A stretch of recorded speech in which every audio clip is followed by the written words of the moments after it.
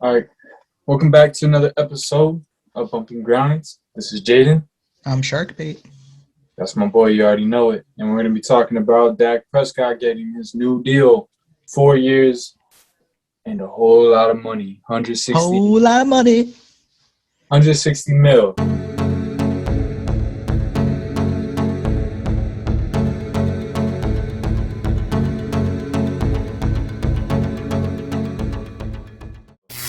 So, I'm going to kick it off to my boy. Start it. So, let's start off with his stats, okay? So, I'm going to exclude 2020 since we all know that was, not a great year for Dak because he got injured. So, we're going to go from 2016 all the way up until last 2 seasons ago, technically 2019. So, to start off, he has played in all 16 games from 2016 to 2019. And he hasn't had a losing season. First year he went 13-3, second year 9-7, third year 10-6, and then 2019 he went 8-8. Now when we talk about his completions, there was 67, 62, 67, and 65. Yards wise, he went for over 3,600 yards, 3,300 yards, 3,800 yards, and finally 4,900 yards, which was 2019. And then when we go touchdowns to interceptions, 23-4, 22-13, 22-8, 30-11. And then when we go to sacks, 25, 32, 56, and 23. Now, of course, we all know Dak has a pretty good offensive line. In Dak's first year in 2016, his offensive line was ranked second. In 2017, his offensive line was ranked fourth. 2018, his offensive line was ranked 14th, so slightly above average. 2019, his offensive line was ranked fourth. And then this is where the problem begins. I know I said I'm not adding 2020, but I'm just going to say it just because I feel that it would be important just in case if, let's say, Dak did go off. His offense line was ranked 27th. So this past year, Dak's offense line was pretty horrendous. Now, of course, the Cowboys have Zach Martin, Travis Frederick, and then I know they had Tyron Smith. He was Thank injured. you. Yeah, they had him as well. So, of course, the Cowboys have a great offensive line, which helped Dak out. And then there was really only Amari Cooper for receiving, I believe. At least from my point of view, it was only Amari that stood out the most. And then, of course, for the run game, they had Zeke. We all know. They have Tony Pollard, too, now. And Tony did pretty good, too. So, of course, there's this, meme going around that Dak's robbing the Cowboys, that Dak doesn't deserve his money. I believe people are just saying this because they're not Cowboy fans. Now, maybe a few Cowboy fans might say he's not worth it. I do believe he's kind of worth it because now let's add his 2020 year. In 5 games, Dak had 1,800 yards, 9 touchdowns, 4 picks. He was throwing 68%. Now, granted, his record-wise, it wasn't good. He was 2-3, but still, just one game away from being, 50-50. He was sacked 10 times in those 5 games. So, now, would I pay Dak that $160 million? Well, for me personally, I believe I would say no. Mm-hmm. Just because I know that there's this, I guess, stigma, you can call it, of players wanting to get paid so much more money, but then they always end up complaining that we don't have any help on our side of the ball, or we need to do this, we need this weapon, we need that weapon. But then you gotta look at their contract and say, hold up, you're getting paid how much? So I get that your quarterback is that your quarterback is the most important position on the field, at least offensive-wise. But at the same time, you also need to think about your other 10 guys on offense and then your backups. And then, of course, you got to worry about your defense. Dak has not had really a good defense, which is why he has some of those few losses, which is why the Cowboys really weren't able to go back to that 13-3 year. And that they've been really settling around that mediocre type record. Yeah. Okay. I respect your opinion on that. Well, let me just say this: if Jerry wasn't gonna pay Dak Prescott, somebody else was. Somebody else will, because they think Dak Prescott can be that guy. You know, you see him. I feel like there would be a good amount of teams in on Dak, but they know that they would have to pay him the bag.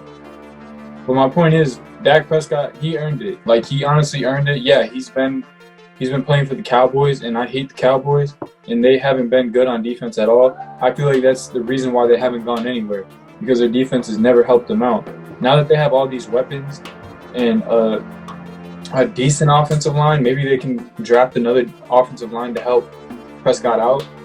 But they definitely need to work on that defense if they want to even, because the NFC East, you got Washington now, right? It's pretty much the Washington Redskins or football team, and then the Cowboys, and the Eagles and Giants. Fuck the Giants. Eagles. I'm an Eagles fan. We already know, like, we don't even know yet. So it's really up to the Cowboys and the football team. Cowboys can easily get out of it. They can win the division. They can make a run in the playoff as long as they take care of the defense. They overpaid D-Law, in my opinion. We'll talk about that another time, because ever since they paid him, he's been talking hella shit about the team, saying, "Oh, this and that, we're soft." Well, bro, where are you? Last time I checked, you got paid what, over $100 million to get after the quarterback, and you haven't even produced. You're not even putting up Myles Garrett numbers. You're not even putting up freaking Cameron Jordan numbers. You know what I'm saying? And Cameron Jordan's older. Point is, they need help at defense. They need to get defense secondary. They're good at linebackers, but with Dak Prescott, he earned it. In my opinion, he put up the numbers. His touchdown and interception ratio, like, it's not even close, because he has always been able to galvanize his offense. Because, like I said before, if you look at Dak's touchdowns and interceptions, 23-4, 22-13, 22-8, and 30-11. Of course, I left out 2020 because he only played 5 games. He didn't even play, obviously 10. And of course, with Dak now getting paid that $160 million, what's kind of weird to me is the fact that you also had Ryan Tannehill get paid 3 years, $118 million, and it's very questionable, at first, because Tannehill's first year, he only played 12 games, and he only had 2,700 yards. Now, granted, of course, he missed out on 4 games, and his touchdowns to interceptions was pretty good, 22-6.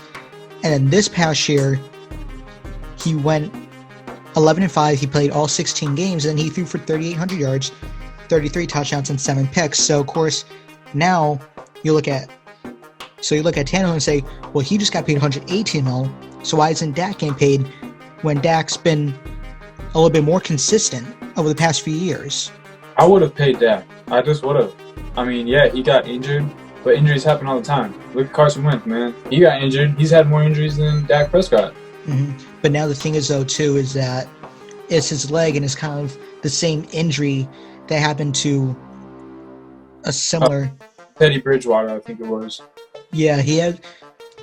Dak's leg just decided that it's going the other way, and we've seen guys try to come back from that type of injury, and they haven't been the same. So now you look at it from that kind of perspective, and you kind of have to tell yourself, is he now going to be worth it? So now you're taking that $160 million, and now you're saying to Dak, produce like how you used to produce.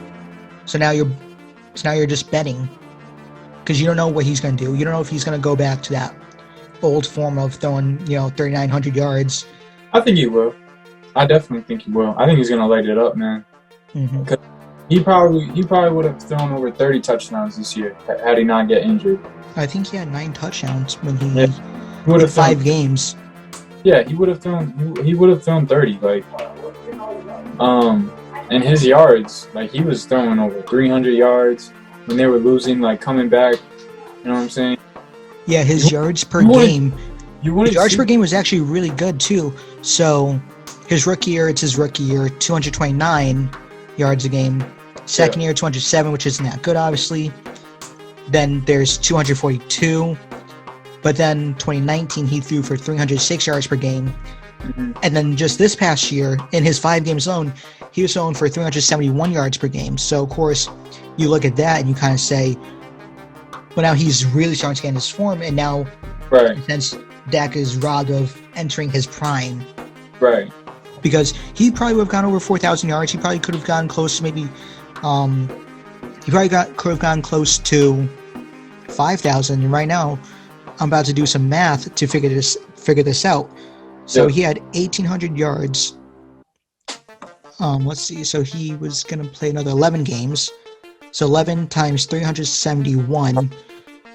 So he was going to get another extra 4,000 yards. So of course you add this statistic of 4,000 to his 1,800. He was going to ball. So Dak was probably going to get over 5,000 yards. Right. So Dak was just now entering his prime, and he was robbed of it. And it was just a natural football play, and that's what happens. The game, the sport's very unforgiving. Yeah, he's a running quarterback. You take hits, and sometimes eventually, your legs would just sometimes give out on you, unfortunately, and even like not even in that way, but you might just fall or something like that, But he just took a bad fall, and that's what happened. But look, I look at it like this. I think he will come back because he's like that. He's built like that. I've always thought about that with Dak Prescott. He's always put in the work here because talent is not what's going to take you to a Super Bowl or take you to a championship. It's just not. Your leadership and then your talent. If you got leadership and you can play ball, bro, everybody's going to want to play for you. That's the thing with Dak Prescott. Everybody wants to play for him. His team will play for him. But that defense, oh my God. That defense was trash. The defense needs to step up, and Dak's a leader. Yeah, my grandma could have had 30 touchdowns over that defense. That's how bad that defense was. My Lord. All right, guys, this is Bump and Grinds. We hope that you enjoyed this episode. Like we said, let us know down in the comments how you feel about what we talked about in this episode, and subscribe, leave a like. And yeah, man, this is Bump and Grinds, and we're going to be doing another episode real soon. More content on the way, so stay tuned for that. This is Jaden. I'm Sharkbait. And we'll be back, man. Peace.